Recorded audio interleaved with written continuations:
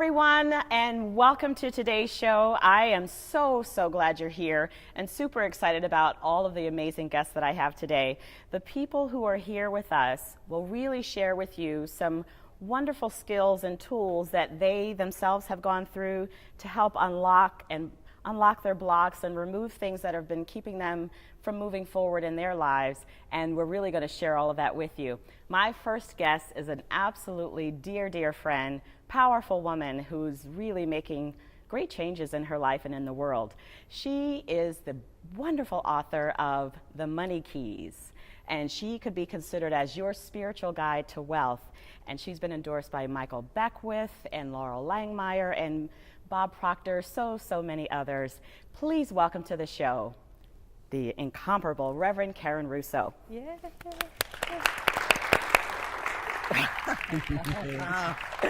Have a seat. It is so good to have you with us today. How are you, love? I'm so good, and I'm so happy to be here. Oh, it's so good to have you. Congratulations on what you're doing and what you're creating for people. Thank you.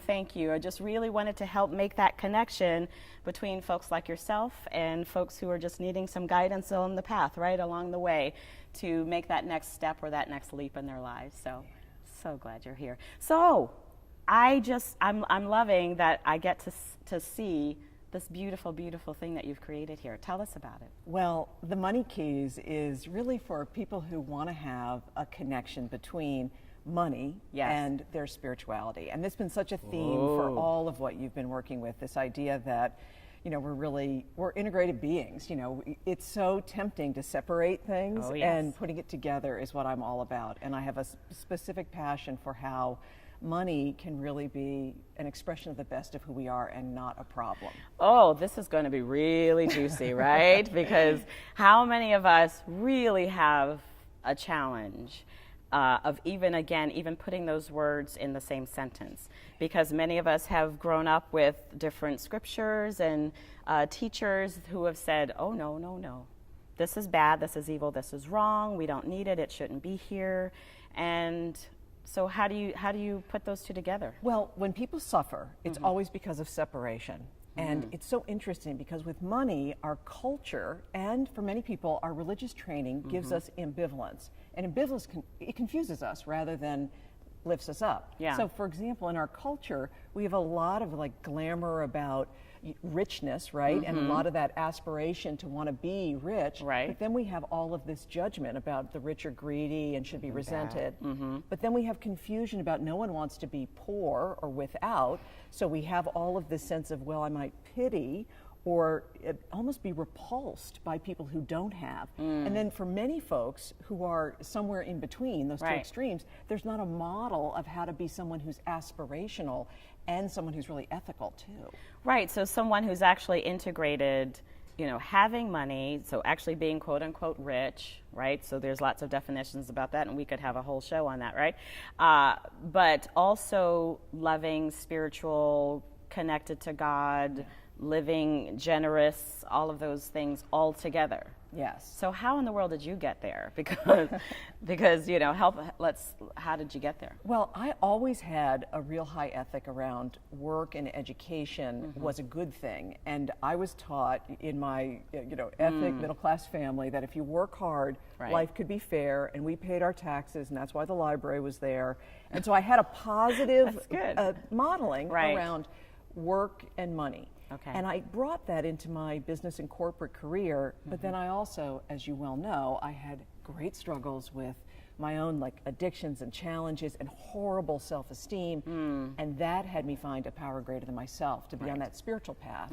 And I just was interested a few years ago about how do those things go together for people, and is it possible to be able to put them together? And what I've found is I really believe, I'm here for the purpose of expressing my gifts, and that money is a neutral tool, just like language or technology, that I use in the service of the highest and best of me. And I really believe that is possible for everybody. It's really possible to have an approach to money that brings out the best in you. So it sounds like it's less about the thing itself and more about who you are with it. It's not about the money, it's what's the money for.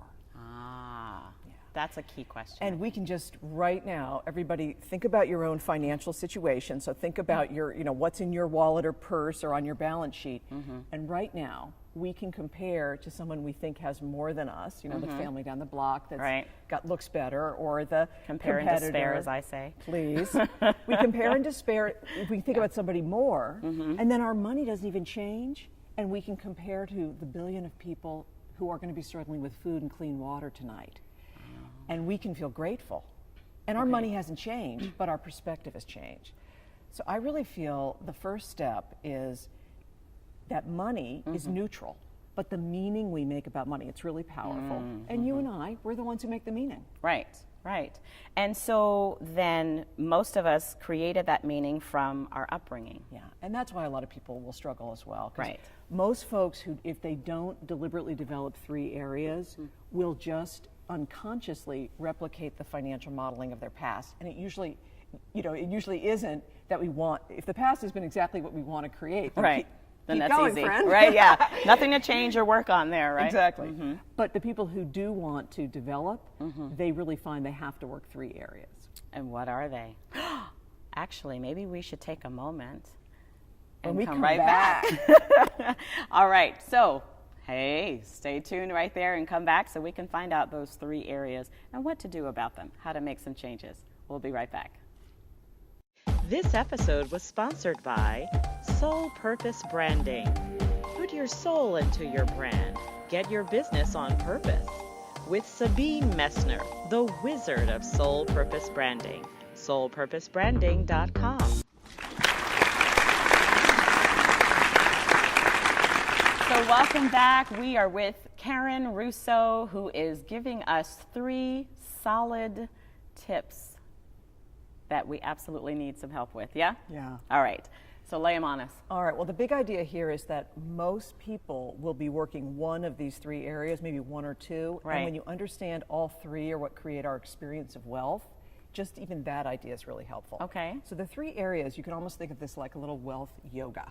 So you'll do a little yoga with me? Wealth yoga. We look up. You heard it here first. That's amazing, Let's- right? Okay, looking up. This is our spirituality about money. It's Okay. how do we relate money to something greater? Okay, So that to the transcendent, to the divine. okay, so we're looking up. Spirituality. Spirituality. And then almost hands on the solar plexus, this is our beliefs about money. And beliefs are, it's the content of our thought, it's emotional reaction, and it's our conversation. Okay. So our beliefs about money, ourselves, and the world.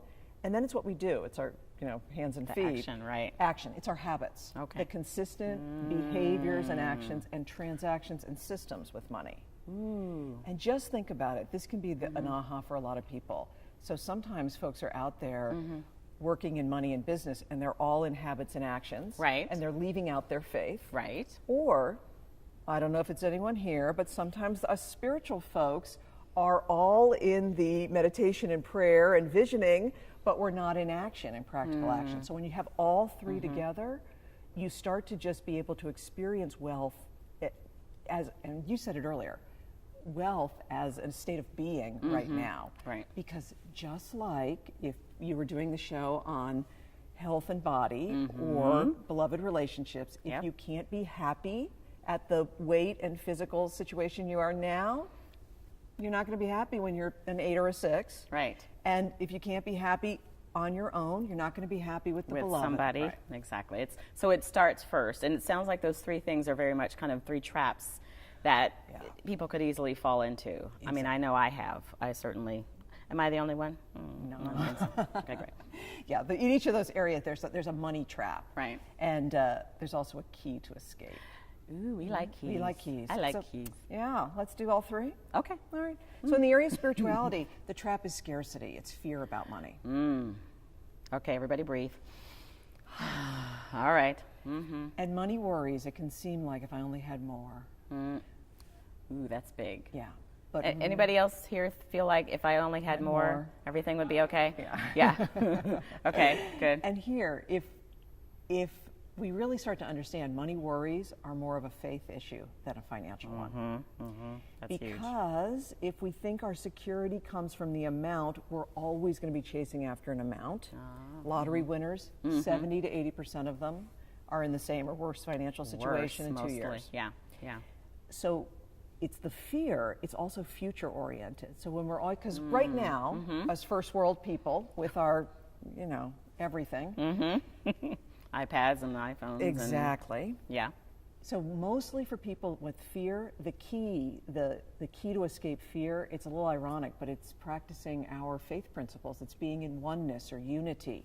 And all the world's religious traditions have some idea we're made in the image and likeness of a spiritual source. So the Christian would say the kingdom of heaven is within. And the Hindus would say, thou art that. And in the Hebrew tradition, the manna falls from heaven, we're supplied. So just that idea, when you tap into your spiritual practice, you have a sense of peace that is independent of financial circumstance. Right, it doesn't matter of any external circumstance, right? Yeah. Right, that's so brilliant. I know your folks like little tips to get started, so the place to get started with that is gratitude. Oh, that's going to be just wonderful, wonderful. Okay, great. And then with the other two? Yeah, then belief. So the belief, the trap in this area is superstition. And this is the thought and the emotion that I'm a victim in my money life.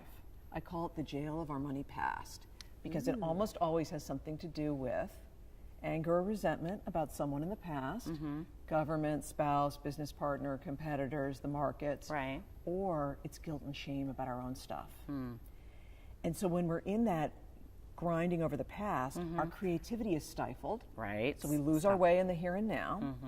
And it's funny that the key to unlock this, it's the law of cause and effect, or the law of attraction, or the laws of co-creation that says our consciousness creates our experience. And the way to shift out of that victim mode, a little ironic, you start with forgiveness. Now that's a surprise. Yeah.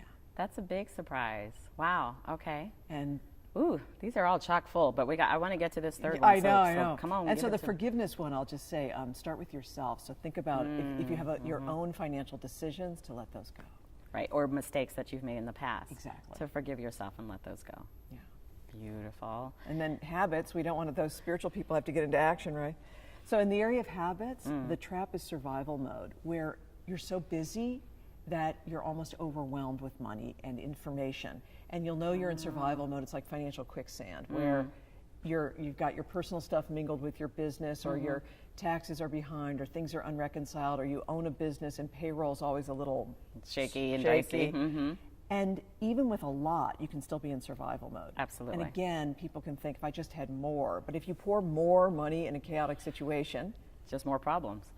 More money, more problems, unless there's some order, right? Right.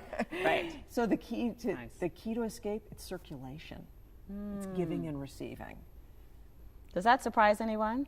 Isn't that just wonderfully? These all kind of seem opposite. Yeah, but they're all surprising in that these are the keys. So how do you feel that? How does that work? Well, with giving and receiving, and it's a little ironic, you give your attention to your financial flow, so that's one place to give. The other thing is you always start by, you give thanks for the 100% that come to you. And then so many of there's such an ancient practice. You give thanks for the 100%, and then you leave a percentage behind with the people and institutions that inspire you. So you might be a tither, right? Giving a 10%, or just even a 1/10 of 1%.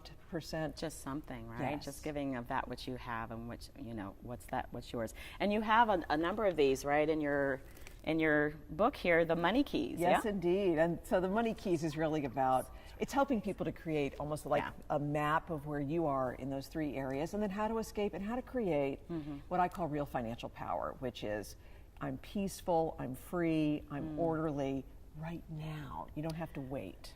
I think that is probably one of the biggest keys, right? Not this in another moment, in 5 years, or in 2 months, or when I get more. It's right now. Yeah.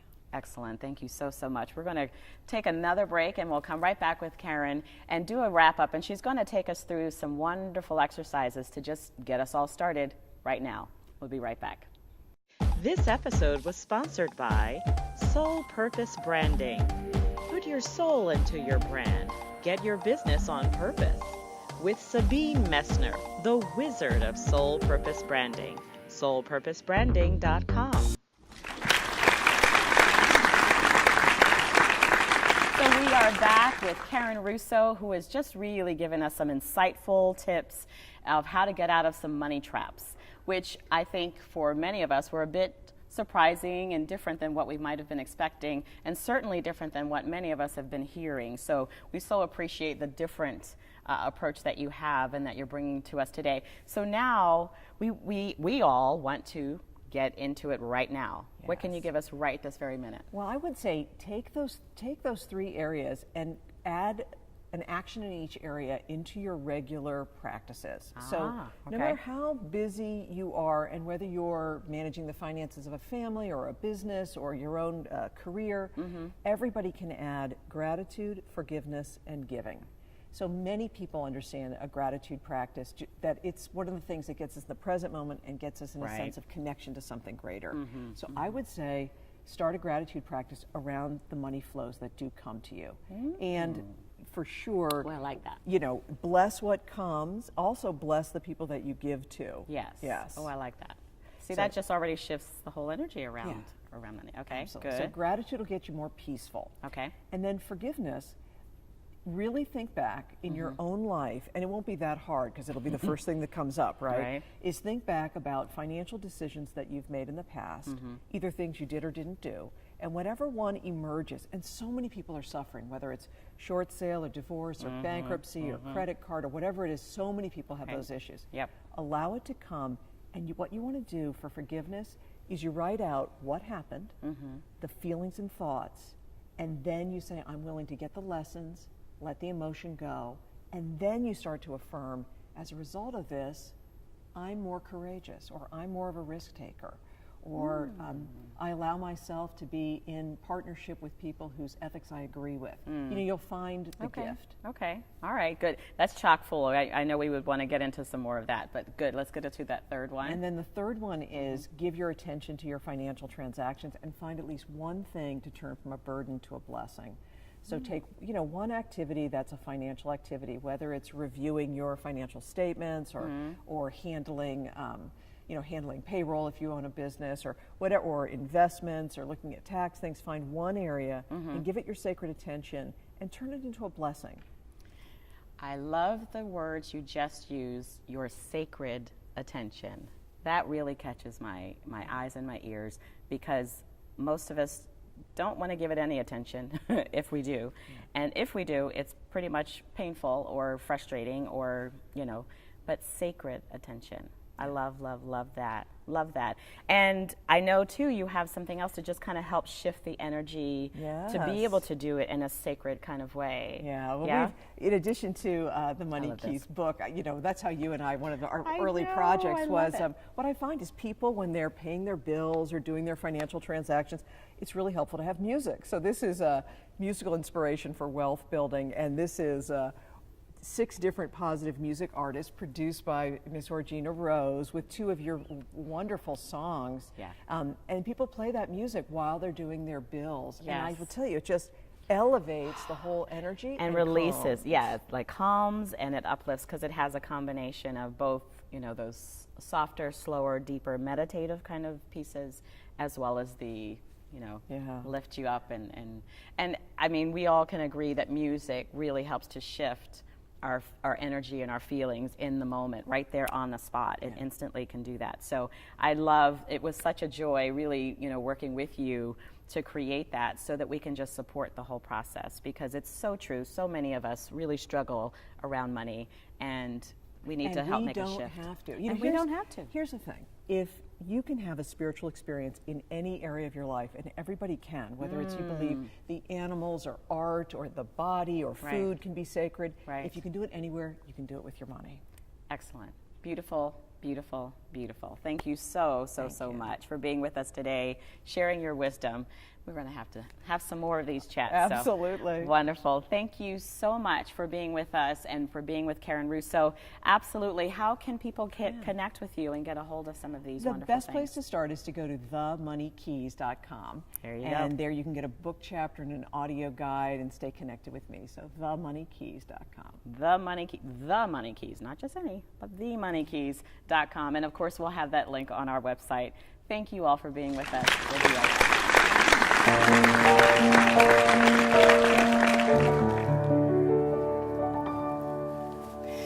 Hello, everyone, and thank you so much for being with us today on our show. I really hope that there was something shared that really helps you shine your biggest and brightest light. Please stop by again, like us on Facebook, tweet us, all of those good things. And most importantly, please always remember, it's all about love.